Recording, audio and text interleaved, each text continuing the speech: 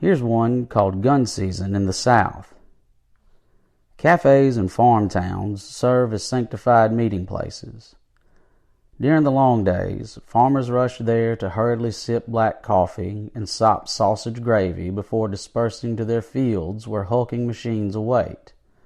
Then back midday for dinner, diesel-dipped and dusty, to maul down plate lunches and grumble about their help.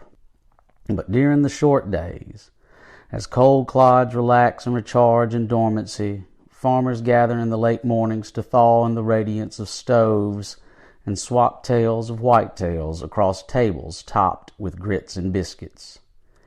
It's gun season in the South. While a slim few bow hunters were swatting mosquitoes and dodging cottonmouths in the leafy greenery and stagnant sloughs during the weeks prior, the planters were harvesting their crops and sweating over their yields. But when harvest is done and the first crisp nip of air summons Thanksgiving, they turn their attention away from calculating bushels and bales to calculating bullets and ballistics. Rifles, slug guns, and smoke poles emerge from cabinets and cases. Levers and bolts, semi-autos and single shots are sighted in on empty herbicide jugs down isolated turn rows. Afterward, the scent of Hoppy's No. 9 triggers thoughts of holiday breaks on the farm or at deer camp where first kills are rewarded with blooded cheeks and misses with cut shirt tails. Before daylight on opening morning, these hunters climb into box blinds instead of tractor cabs. The monotonous hum that drummed from engines is traded for quiet sits at the sides of food plots and brushy draws. They are awakened from daybreak slumbers by disturbances in the field as deer appear, browsing.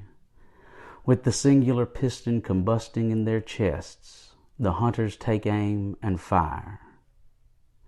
After the photos and field dressing, the loading and unloading, it is time for breakfast. The cool, overcast skies outside contrast the cafe's camo-clad jollity inside.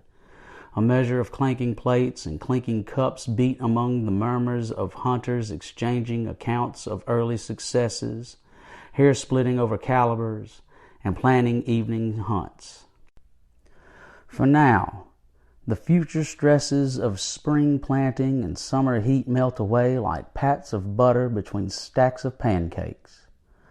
What interests a farmer in this season of gratitude, as much as celebrating the upcoming Thanksgiving supper with family and friends, is the impending rut, when bucks chase does around his stand, and where he thankfully rests with a ready gun.